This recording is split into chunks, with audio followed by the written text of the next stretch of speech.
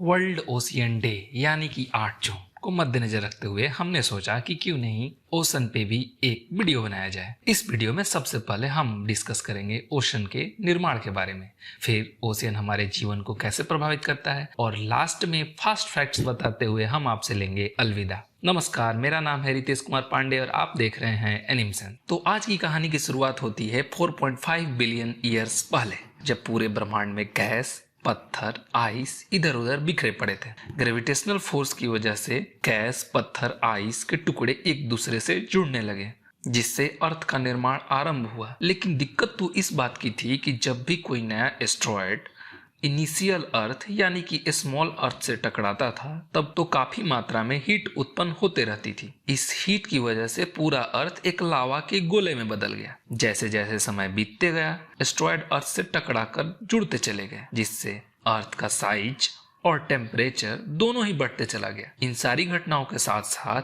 एक और भी घटना होती कि जब भी कोई पत्थर या आकाश से आए हुए आइस के टुकड़े मेल्ट होते थे तो बहुत सारा वाटर वेपर और गैस निकलता था, जिससे मोल्टेन लावा यानी कि उस समय का अर्थ के चारों ओर वायुमंडल का निर्माण आरंभ हो गया।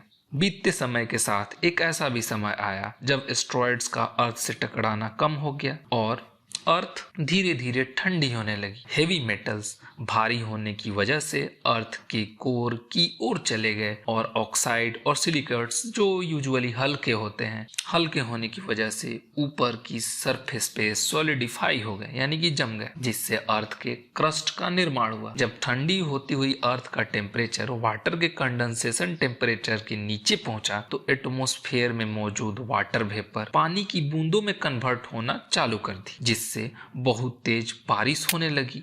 ये बारिश सदियों तक चली, जिससे ओशंस का फॉर्मेशन हुआ और बाकी बचे हुए जो कुछ पानी थे वो आकाश से आए कॉमेट्स के साथ आए। अब हम आगे बढ़ते हैं हम अपने वीडियो के दूसरे सेक्शन, इसमें हम बात करेंगे कि आखिर ओशंस हमारे लाइफ को कैसे इम्पैक्ट करता है। तो उसमें सबसे पहला पॉइंट है ऑक्सीजन। हमारे वायुमंडल के टोटल ऑक्सीजन प्रोडक्शन का 50% प्रोडक्शन ओशन में मौजूद फाइटोप्लैंक्टन एक तरह की एल्गी द्वारा किया जाता है।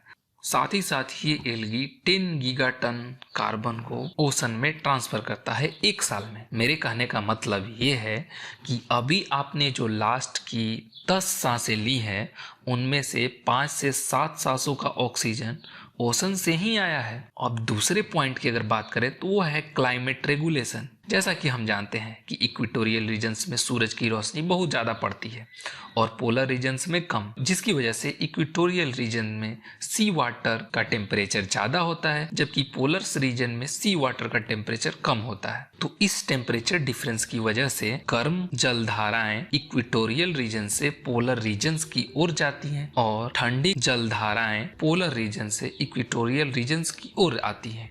इस वजह से दोनों क्षेत्रों का टेम्परेचर मेंटेन रहता है। लेकिन क्या हो अगर ऐसा नहीं हो तो क्या होगा?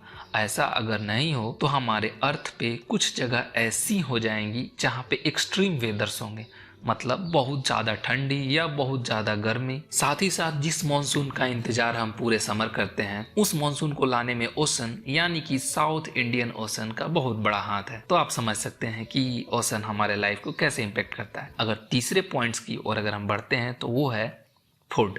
ऐसा माना जाता है कि ग्लोबल प्रोटीन कंजम्पशन में सी फूड का 16.4% हिस्सा है। अगर चौथे पॉइंट की ओर अगर हम बढ़ते हैं तो वो होगा बायोडाइवर्सिटी। ओशियन में इतनी बायोडाइवर्सिटी है कि 94% लिविंग स्पीसीज ओशियन में ही पाए जाते हैं। यहाँ तक कि हम एग्जैक्ट नंबर भी नहीं बता सकते कि ओशियन के अंदर कितनी जीव की प्रजातियां हैं। और पांचवी पॉइंट है मेडिकल यूजेज के लिए। बहुत सारे क्रिटिकल्स बीमारियों का रॉ मटेरियल हमारे ओशियन से ही प्राप्त होता है, जैसे कि cancer, arthritis, heart related disease. अब हम अपने आते हैं वीडियो के लास्ट सेक्शन की ओर, जिसमें हम बात करेंगे फास्ट फैक्ट्स के बारे में। तो ओशन हमारे पूरे अर्थ का 71% क्षेत्रफल कवर करता है। हमारे अर्थ में मौजूद पूरे वाटर का 97% हिस्सा ओशंस में ही है। 94% लिविंग स्पीसीज ओशन के अंदर ही पाई जाती है। अभी तक हम मात्र 5% ही ओशन को एक्सप्लोर कर पाए हैं, मतलब जानकारी इकट्ठा पा रहे हैं। दुनिया की सबसे लंबी माउंटेन रेंज जिसका नाम है मिड ओशियन रेंज, कॉन्टिनेंट जिसकी लंबाई 65,000 किलोमीटर है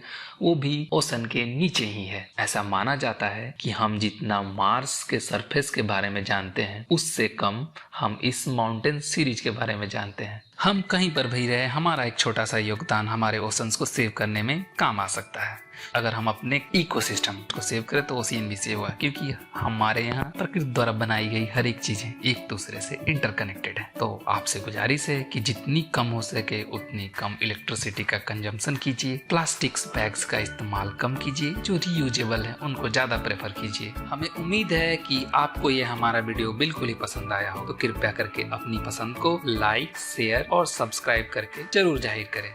धन्यवाद।